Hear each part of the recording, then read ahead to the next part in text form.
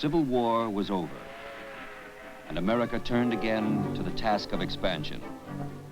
There were lands to be settled, industries to be developed, cities to be built. There was a need for more people, for more hands to build the nation.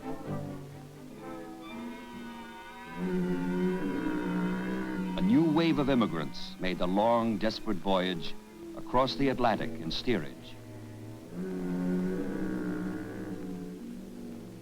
Some planted their roots in the land west of the Mississippi. They toiled in the dusty coal mines of Pennsylvania and in the nation's first steel mills.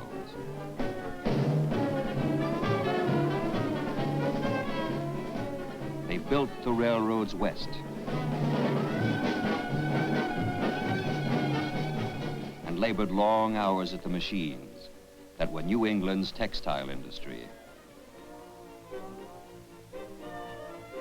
They joined the production lines and sweatshops of the great eastern cities.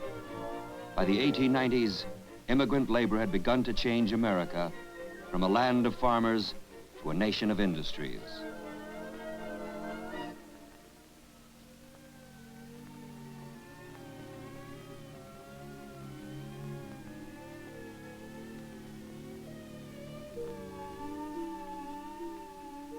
These were a new breed of immigrants from the villages and cities of Southern and Eastern Europe.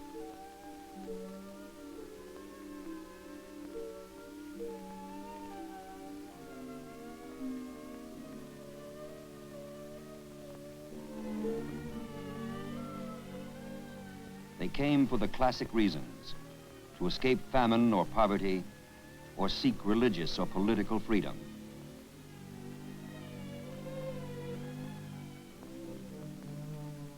The years 1890 to 1910. New York, Philadelphia, Boston. To the eastern seaports came most of the 40 million new immigrants. And here, most of them remain. They swelled the population with a labor force that brought new industries and wealth to the cities. They produced an urban growth that doubled and tripled its size in 20 years.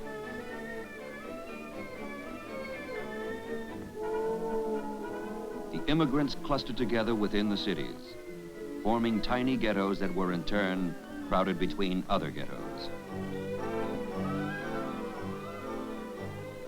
The Irish lived among the Irish.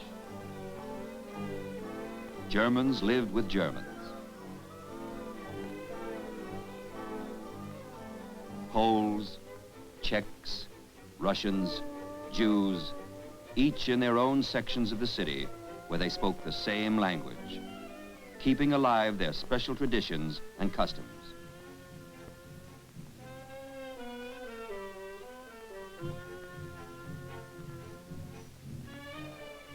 Italian was the only language I knew, but here there were strange tongues on every side, until I got to Harlem's Little Italy and found all about me people of my own nationality.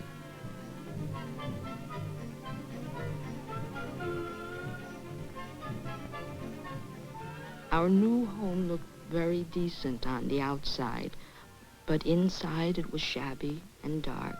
We paid a huge price for 2 tiny rooms with only 1 window and no private toilet. No hot water.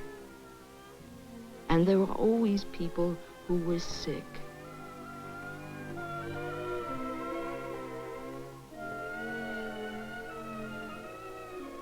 As Jews, we lived on the Lower East Side. Always, it was a struggle. Everyone in my family worked, but still, there were many times when we had nothing in the house to eat. All through my boyhood, I worked, even while I was going to school, and gave my family whatever was left from the 50 cents I earned each day. They say, "Are you French?" I say, "No." They say, "Irish?" I say, "I am Italian." And then there is always coldness and contempt. Everything was for sale on the street, from pickled cucumbers to feather beds. The work in the ghetto was done by our own people. Like other newcomers, we mostly did business with our own.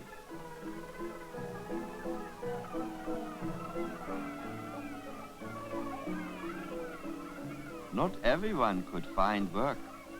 Poverty was everywhere. But there was a joy in the ghetto too.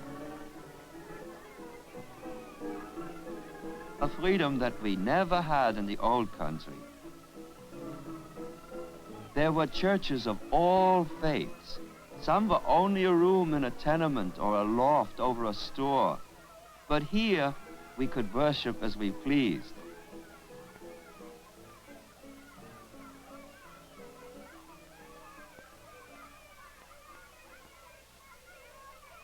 Our children, they could learn about many things I never knew in the old country. Playing in the streets with so many different children, they learned new ways to act, new ways to think. They learned to speak English. They were becoming so American, I had trouble understanding them. The language of our ghetto was Yiddish, a mixture of German, Hebrew, and Russian. But it was English we had to learn. Many of us went to school at night so we could speak English without embarrassment. I had to go. Everyone had to go. All that mattered was to learn and to make our children go to school. Education, that was the most important thing for all of us.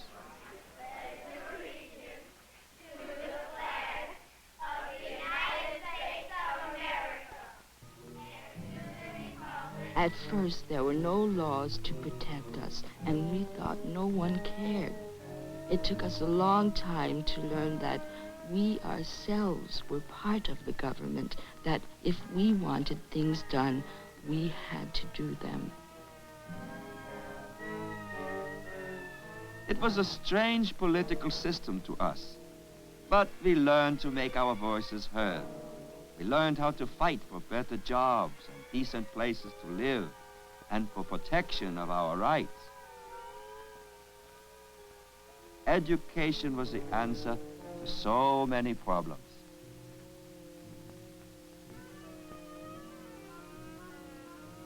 Conditions were very hard. Some became discouraged, and a few became desperate and turned to crime, and spent the best part of their lives in prison.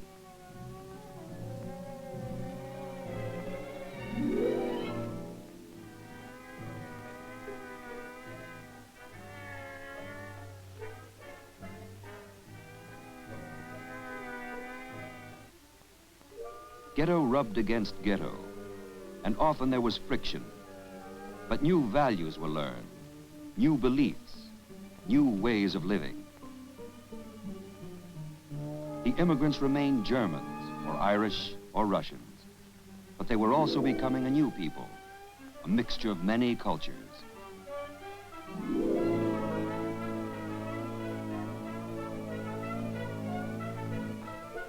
Soon there was a second generation, born and raised in the ghetto, a generation that did not know the old country.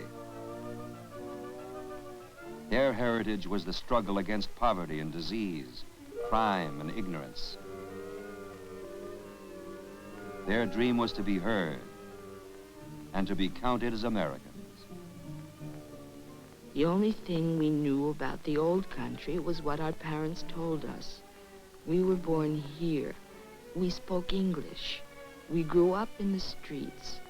All we wanted was to escape the ghetto and lead better lives. Of this timeless struggle, John F. Kennedy once said, "Somehow, the difficult adjustments were made, and people got down to the tasks of earning a living, raising a family, living with their new neighbors, and in the process, building a nation."